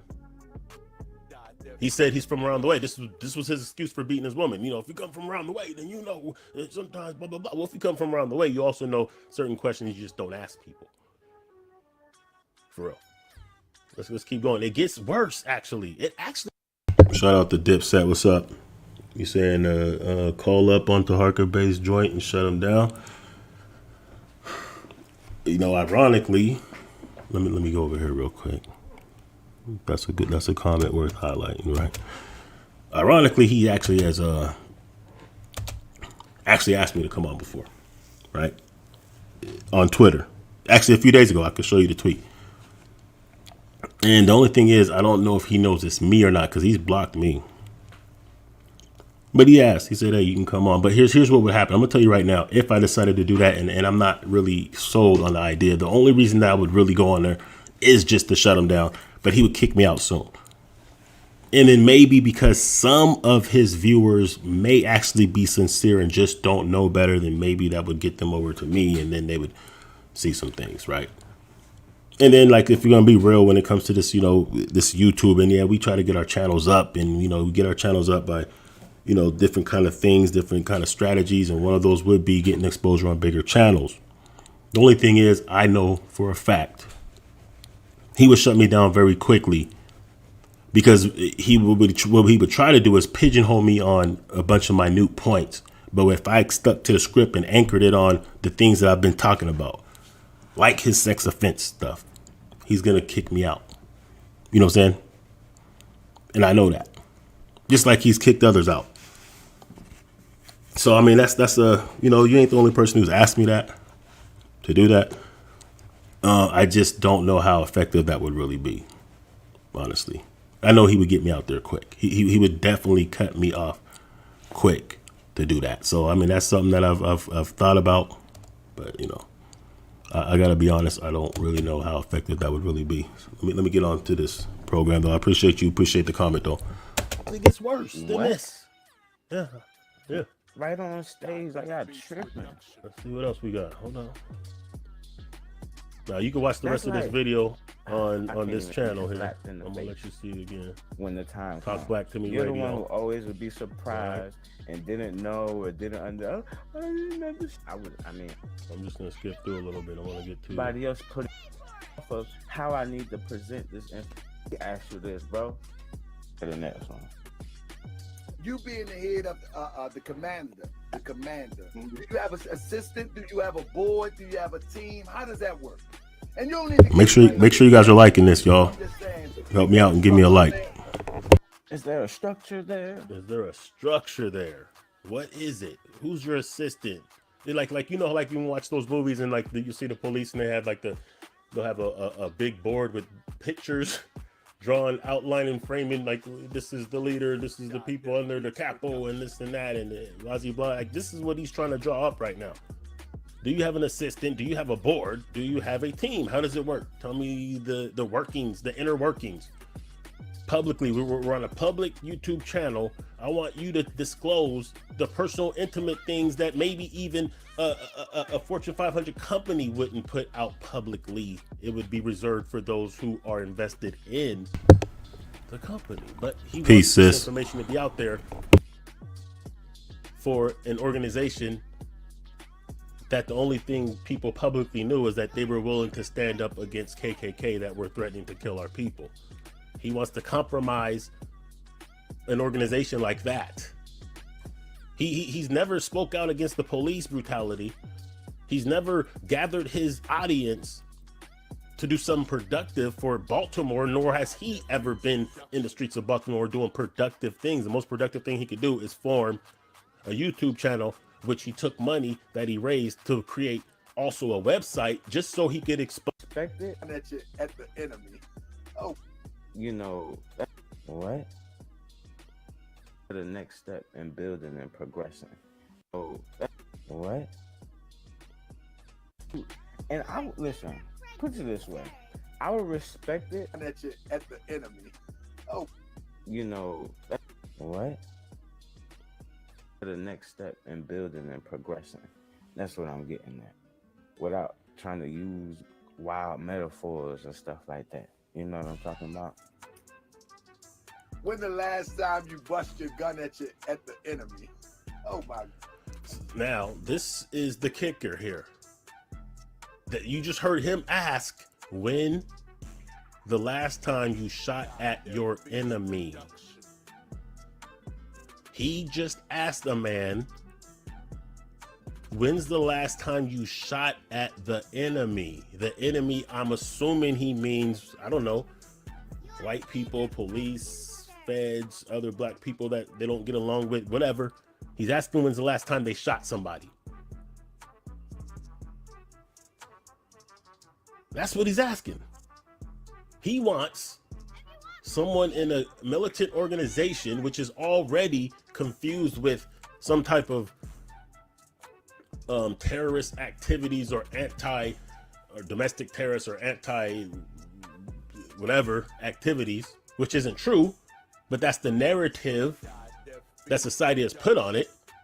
They put that on the Black Panthers, despite the fact that the Black Panthers started the food program that we utilize today as a nation called the EBT or SNAP, despite the fact that dozens of hospitals and other productive things that benefited the whole broader society, not just Oakland or not just the neighborhoods in which their parents. All right, we're gonna pivot from that, but that's another question that he asked. Now remember, this is we're talking about COINTELPRO. Just you could just use your own discernment on like who would ask these kind of questions. Why would he ask this organization when is the last time they shot at the enemy? What would become from an answer like that? Like, what did he want them to say? Just last night we smoked a op out and whatever. And the reason why this is important, check this out. Let's go to his Twitter page real quick, y'all. And this cat has been going on a rant trying to convince people that Tariq Nasheed is an agent, that everybody who's dealing with FBA is an agent, that everyone who's doing anything in the community is an agent, but he's the one operating as an agent.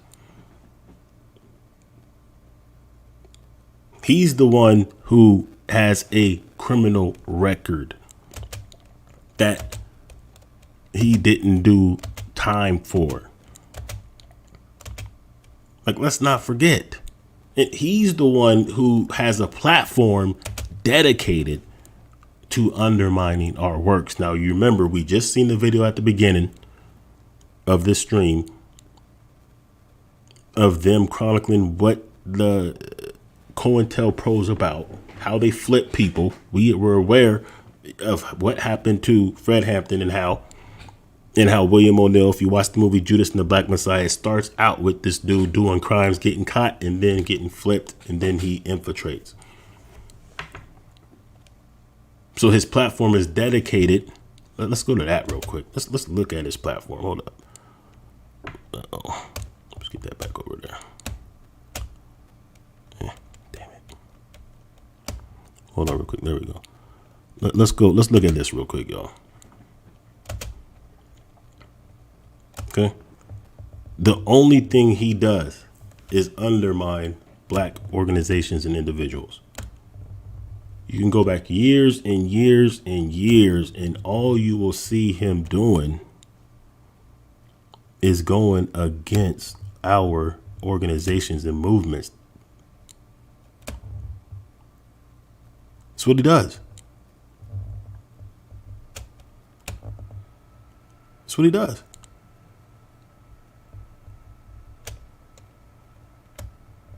Now, what is more agent-like behavior? Those who are grassroots organizers in our communities pushing for the same things that many of us would benefit and that we know that we need.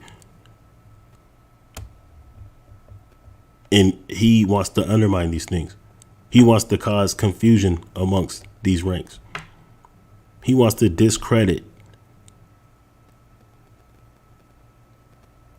these people and organizations. And many of the people that he goes against are people who he was cool with, because that's how he got his juice. That's how he got his game up. We wouldn't have known about him if it wasn't for Sonnet in the House of Consciousness, because he went to Harlem to build his channel and then he turned on them. So he infiltrated the conscious community and then turned against it. And as long as you're going against someone he doesn't like, he'll put you on the show. It doesn't matter.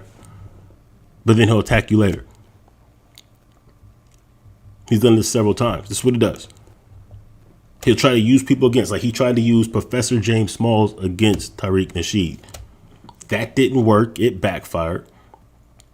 Now he's even going against Professor Smalls, a legend in our community. Now he's attacking our elders. It doesn't stop. It only his aim only goes higher and higher towards those who are doing work and have been doing work. See, at first, Professor Smalls was a respectable brother until he didn't get the results that he wanted when he showed that video of Professor Smalls criticizing Tariq Nasheed for some of the rhetoric. But then when Professor Smalls and Tyreek Nasheed worked it out like men do, like respectable men do, when we have disagreements or we have some this and that being said, yeah, we chop it up like men face to face or on the phone. We make sure that we hash this out. We get our sides of view, our points of view out, and then we decide to either move together, forward, or separate. So what happened is Professor James Smalls and Tyreek Nasheed, they basically like, yo, no, we're still team black. We still, yeah, it's cool. Respectfully. So then what happened is, since that didn't work, now he attacks. Did a whole show attacking Professor James Smalls and threw in Dr. Kaba Clemente just for good measures. See, there's no one that's off the table, because understand, this is his assignment. No one's off the table. Anyone can get it. Anyone who's doing that work can get it. Who can't get it is the police that kill us. They're not getting it. Racist lawmakers, they don't get that work. Lone wolf shooters who murder our people, they don't get that smoke from Taharka. He couldn't do that. The only people who get it is those who work on our behalf. So if he can't pit people against each other, then he'll attack them both. Corey Holcomb was his favorite comedian, is what he said. And then when he couldn't get Corey to flip and roll with him, all of a sudden Corey Holcomb ain't shit and he's an E-list comedian and this and this and that.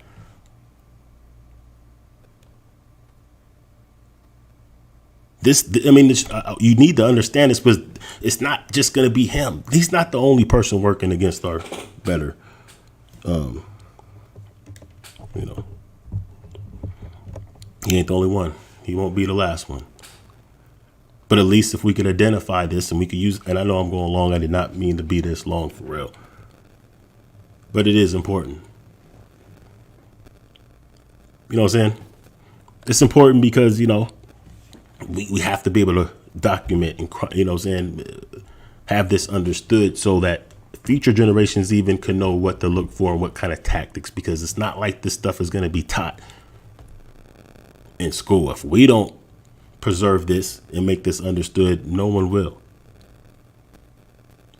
And these tactics will continue to be effective against us in our work endeavors.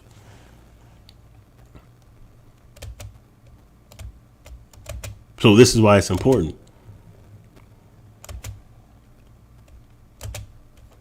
Somebody sent me this.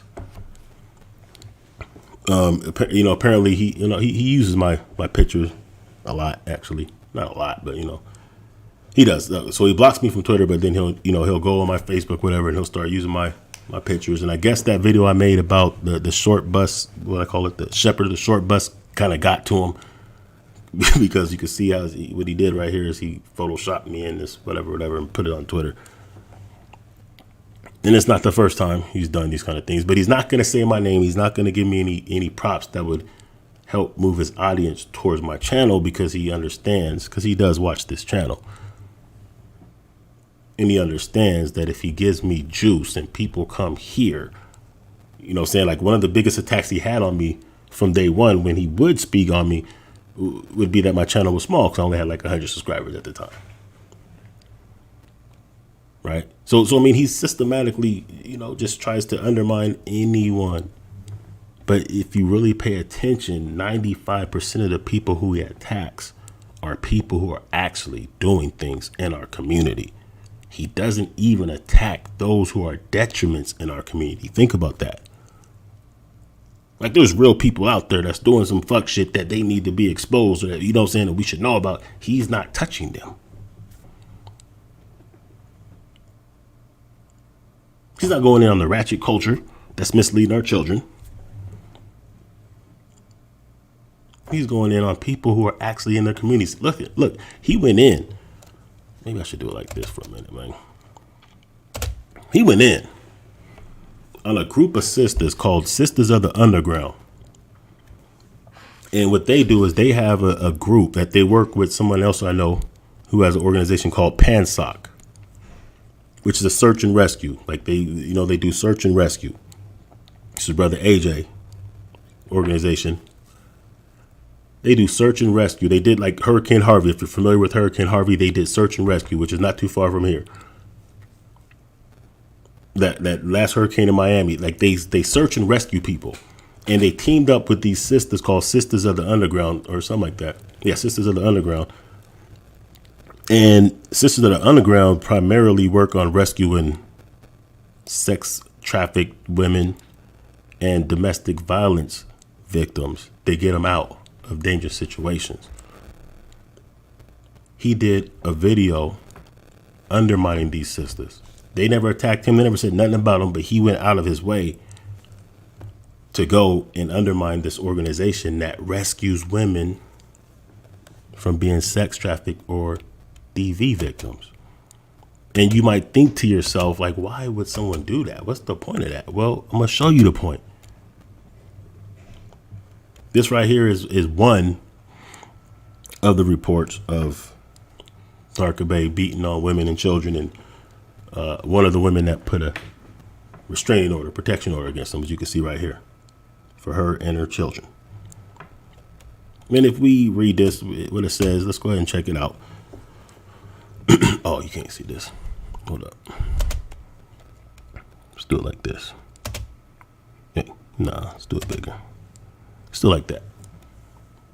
So it makes sense that, you know, someone who is a habitual woman, children abuser, and someone who has a sex offense on their record would probably not like an organization that rescues women from people like him, right?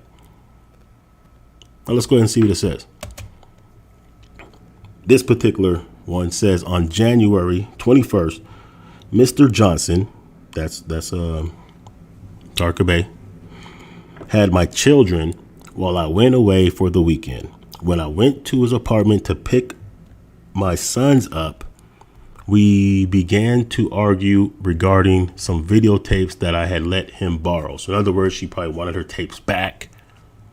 And of course, not being a man of integrity, you know, borrowing something and giving it back, it caused an argument. Mr. Johnson stated that if I didn't get my sons and leave, he would hit me in front of them. This is the dude who puts himself out there as a moral standard. This is the one who critiques anyone for any little thing that they do and tries to make them the bad guy or the bad woman and acts like he's of high moral standing. Who he doesn't cuss on the show because, hey, kids, and I'm such a great stand-up guy. But this is who he really is. When I turned to get my son's jacket, he punched me in the face and I fell. Upon my falling, he punched me again, kicked me, and then proceeded to drag me out of his apartment.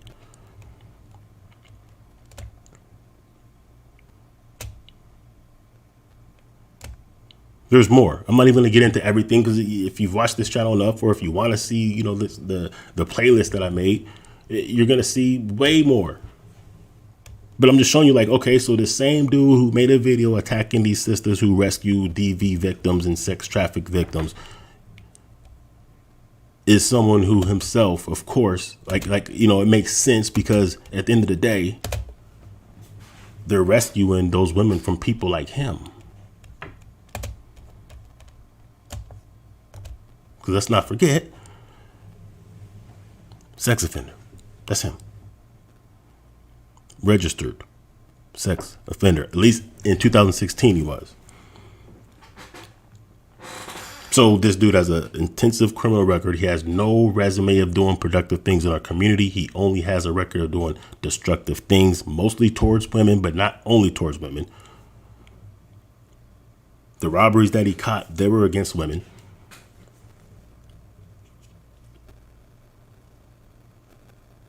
So he is a detriment to the community. He has no works that he can show of him doing positive things in the community or even supporting others who are doing positive things. That's another thing that you don't see on this channel. You'll never see him giving props to any organization that are doing good things. He only tries to make sure that he neutralizes any support that some of these organizations that are doing things would get.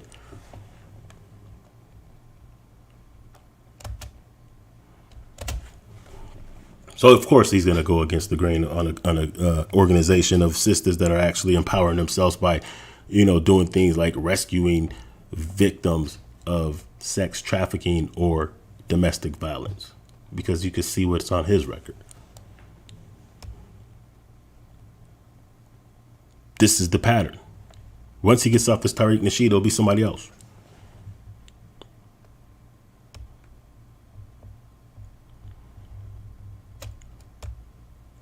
His whole objective, like, I don't care what you think about Tariq Nasheed, the FBA movement, whatever, Professor James Smalls, you can't say that they're doing things that is hurting our people.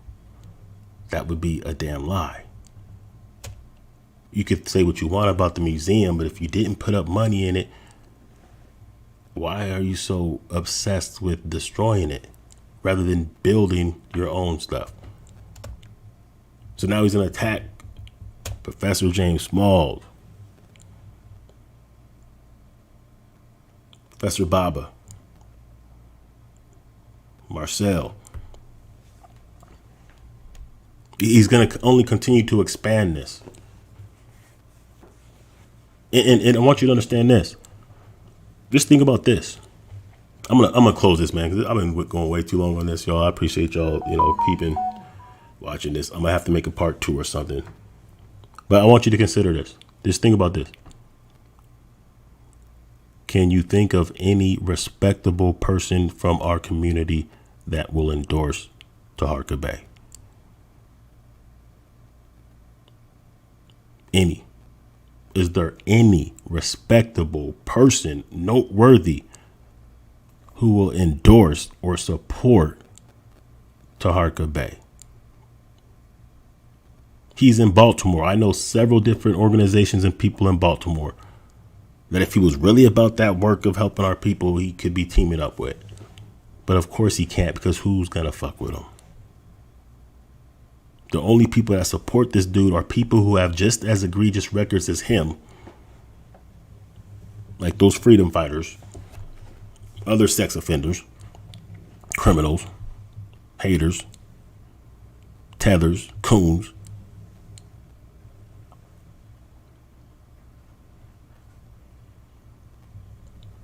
Dummies. So when you look at the detriment of what we see going down, it's like, it really should be obvious. The problem is, channels like this ain't big enough to really, really raise the bar. That's why you guys need to like this and all that. And another problem is, like, when he does do live videos now, he doesn't allow people to comment if you're not subscribing to him. He erases comments. He controls the narrative because he can't see what that's how you know it's an agenda. You ever want to know how to identify agenda? Here's how you do it. And I'll give you some examples. Anytime you can't critique or have an alternate view of a discussion or an idea, you know it's an agenda. When you can't entertain opposing views, that means that your position is really fragile and it's agenda oriented. This is why he controls the narrative. This is why when we speak about the LGBT, there's only one side that you could ever hear on an international or national platform. If you're not supporting it, if you're not saying it's okay for a 12-year-old boy to cut off his penis and call himself a girl, then you're going to be attacked and demonized and labeled as a hater or phobic. I don't care what you think about, I don't care what you do in your bed. It's not my, I don't care. I do see an agenda, though, to emasculate men. I do see an agenda to spread homosexuality and non-productive sex within our community. That's just an obvious thing they're doing. You can't have an alternate view of that, or you have to be on an apology tour for a year. We've seen this so many times because that's an agenda. So the fact that he has to control what people say on his channels, this is why I say, like, I don't even know if it'd be worth going on his show. The only thing I could do is briefly just show what a hypocrite and coward he is before he kicks me off. But he's not allowing alternate views. unless it's someone who he can control or he feels he could dominate the conversation. He's not doing that. I just wanted to show you guys a couple things, man. There's so much more I could be showing you, but I really just don't want to make this much longer than it already is. Let me see if there's anything else that I haven't shown. Well, here's one thing that I do like, though. Hold up.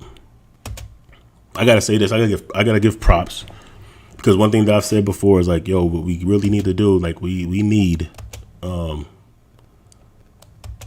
these Moors to step up to the plate. If not, you got to catch the fade with him, because he came in the game under your banner, right? Let's do it like this now. Like that. Nada. What's up, Diane? What's up, Switchblade? Peace and black power, brother. I'm assuming you're brother. If not, sister. Everybody that's up on here, I appreciate it. But we're gonna end it with. I'm gonna show you a few different things before we get up out of here, because damn, it's been almost 2 hours. And I really did not want to do no 2-hour video, right? But let's go ahead and.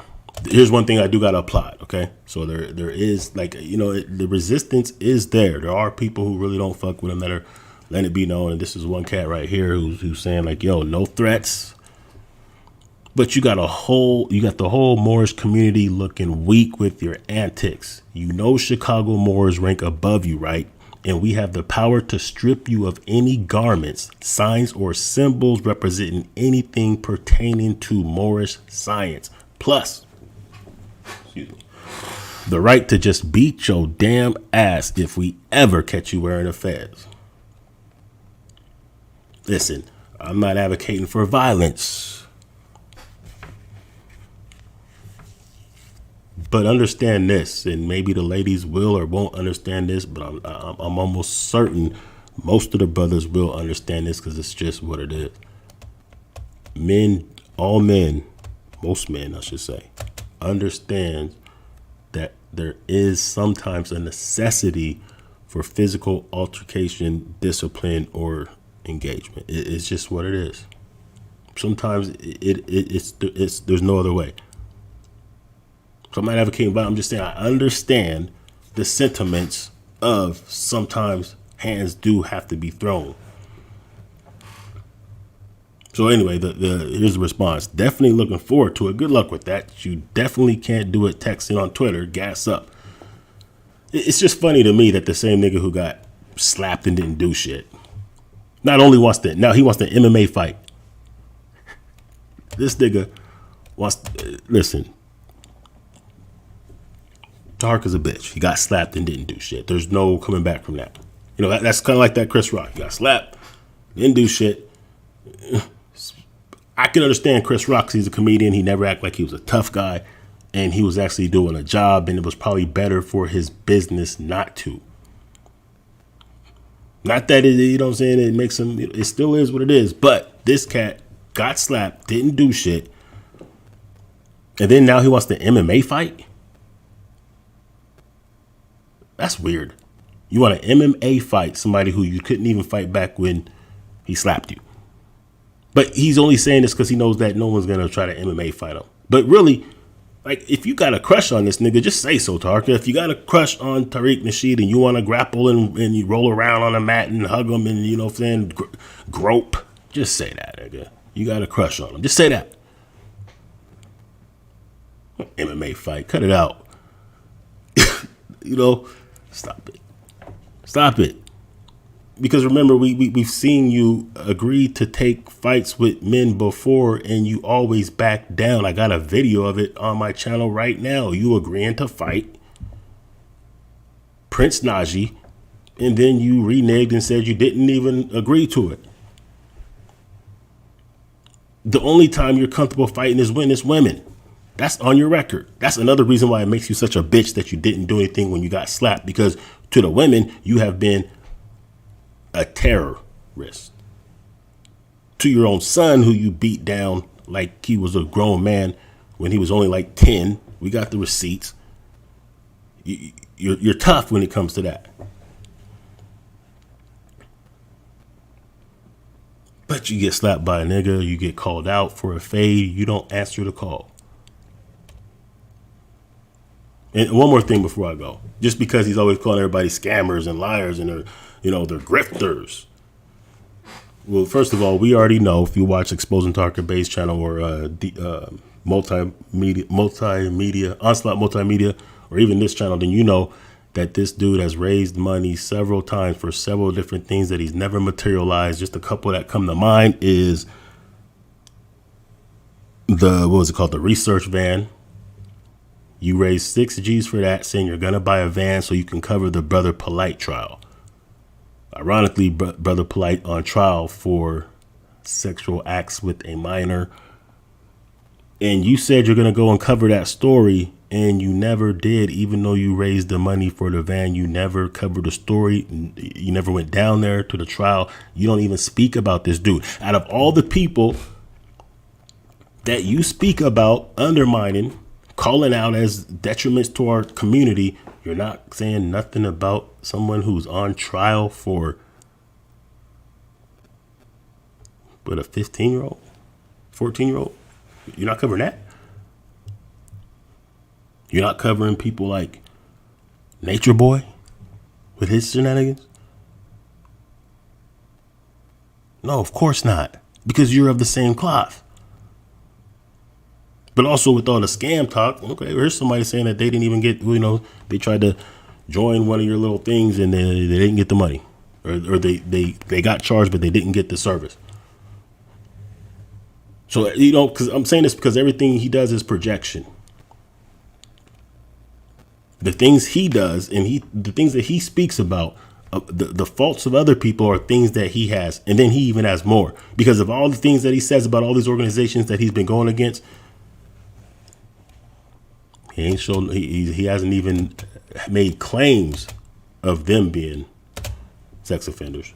Definitely doesn't have receipts. So it's important to understand, just so you know, those who continue to support this dude, they're of the same cloth. It don't matter if they're sex offenders themselves. If you're clearing the path for one, you're aiding and abetting them. If you can rock with and support someone who you see their record clearly. I've had women on, I had somebody on my channel make comments saying that they don't care about his sex offenses. They don't care if it's pedophilia. They don't care if it's this and that. They don't care. They're more concerned with Tariq Nasheed's museum and what the haps with that. She said that she doesn't care. Like, these are the kind of people who will protect people who are abusing their children. And ironically, when I went to her YouTube channel, most of the videos were her and her newborn baby. With the type of energy that she doesn't care about this kind of stuff. She doesn't care about sex offenders in the community. She cares about, why is Tariq Nasheed raising money for a museum? We don't need a museum. What kind of weird ass shit is that? That's why I say it don't even matter. Like, listen, it don't matter if you yourself is a pedophile, a sex offender, an abuser, or whatever the case. If you're rocking with someone who is, if you're clearing the lane and allowing them to operate, you're still part of the problem. Period. I don't even like really speaking about these kind of things or using these kind of examples, but it's necessary. It's necessary to understand, like, look,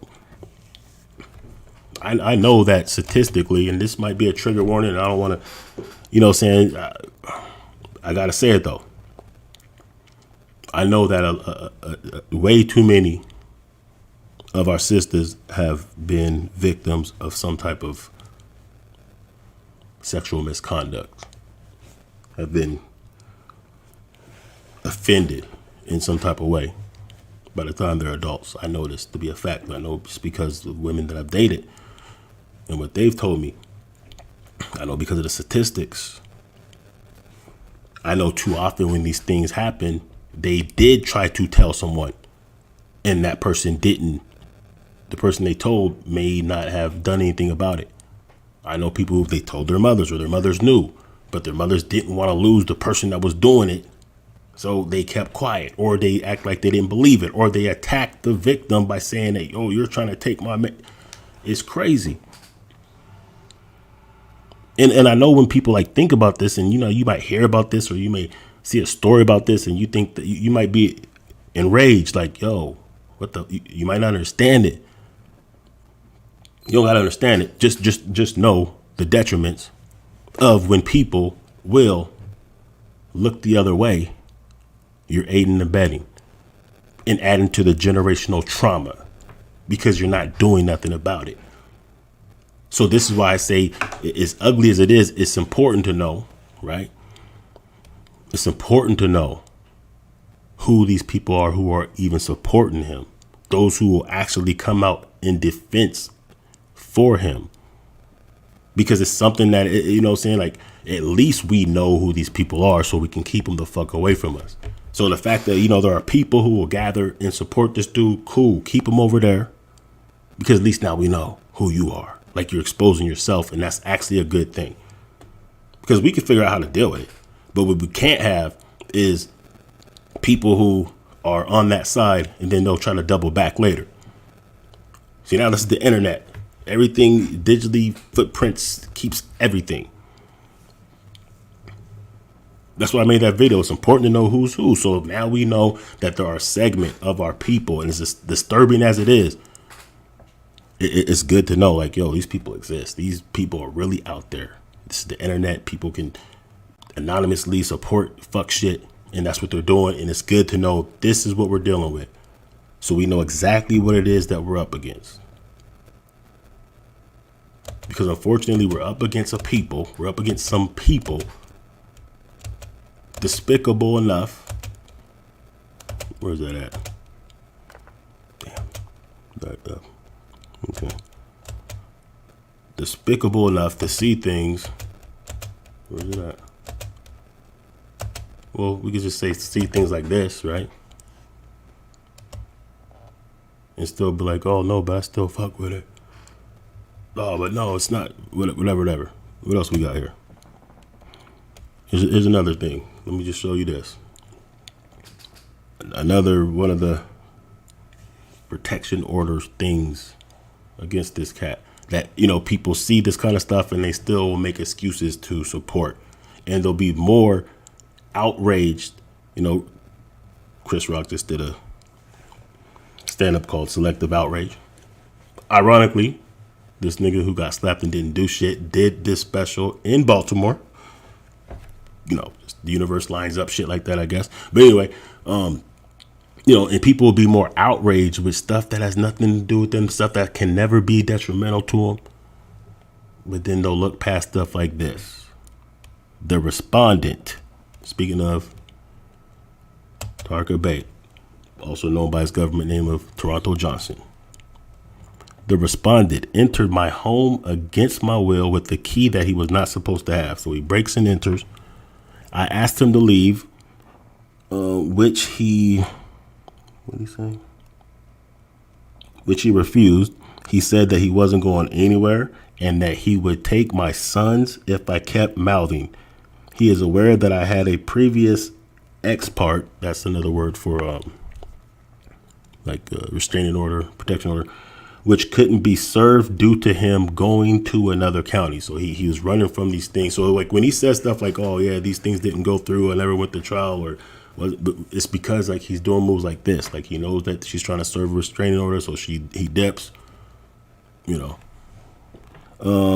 couldn't be served because the respondent threatened me, kicked my door in, and tried to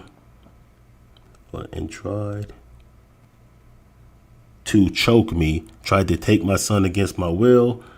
In the past, I am scared that if he keeps coming around, he will do something worse. So, what I'm saying? This is this dude's character, right? The respondent is very mental and emotionally abusive. He curses and cusses me out in front of my children. This is the dude who acts like he's just a family man. He's just a great dude. And, oh, gosh, Tariq Nasheed is so terrible because, he made a song back in the day. But this is this dude. He is abusive, alcoholic, who is in denial and who has become violent with me and my property in front of my children. So he's abusing women. He's abused his son. He's mentally abusing these children by putting them through these kind of things, causing generational trauma, which is why, like, his own sons also have DVs on their records. They have criminal records. They have drug problems.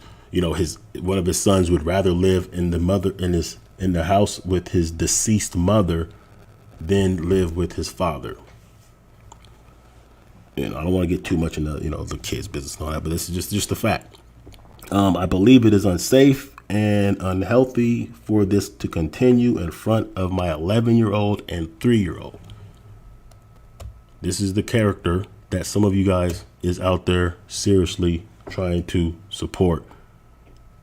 And you're more upset with a museum that didn't cost you any money, that the people who did support it. Oh shit, hold up. You can't even see that, y'all. Let me do this real quick. Man. And some of you guys you're more mad about, oh, Tyreek sometimes he calls tethers out and he's clowning these coons, really. Or, oh gosh, you know, that the museum's not big enough. You're more worried about that to the point to where you will actually support someone like this. That is a problem. People like that in our community, that's the problem. If you don't like what homie's doing with the Hidden History Museum and it's not big enough, it's not bad enough, it's not this and that enough, you didn't put money on it, who cares? What do you think needs to be done? Fill that gap. Support someone else to do some things that you think needs to be done, if not that. But when you can look past this kind of stuff, then we know you're a detriment to our community. We know you can't be sincere. We know you can't be serious. You can't have critical thinking and brain activity going on that is going to be supportive of what we're doing. We know you have to be part of an agenda at this point. What else would make sense? See, every time we start getting momentum in any type of movement that we're doing, they send more and more opposition at us. This is just one of the latest segments of that programming. So our job is to understand this, to recognize it, to expose it, to combat it, to not allow it to have a detriment effect on what we're doing. So it's good that we see these things exist so we can really see it and understand what the challenges are. But now what are we going to do about it? What we're going to do about it is we're going to continue to support grassroots channels, grassroots activities.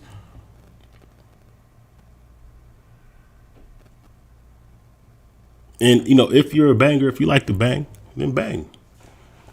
If you're a content creator, create the content that will help push our movement forward and expose. Because here's one thing as I close, and I've been saying that, but as I close, here's one thing that's important to know.